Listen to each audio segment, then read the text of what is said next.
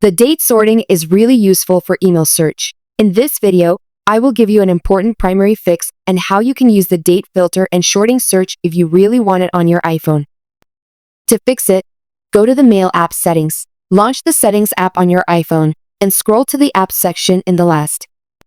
Now, search for Mail and open it. Scroll to the Threading section and enable the toggle Most Recent Message on top. That's it. First, close the Mail app and check whether the issues are fixed or not. As you can see here, the most recent email appears at the top. To all emails for a specific month or year, use the search box and type month with the year. Use the option from Suggestions for advanced search in the Apple Mail app. Use the tab for emails before and after this month. But we can't search for specific day or week emails on the Apple Mail app with this search box.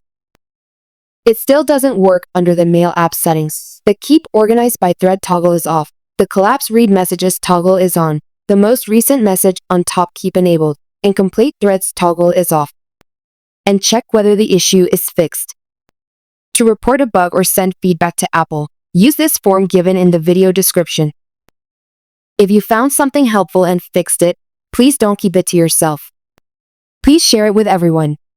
And if you have any questions, feel free to leave a comment below. Thanks a bunch.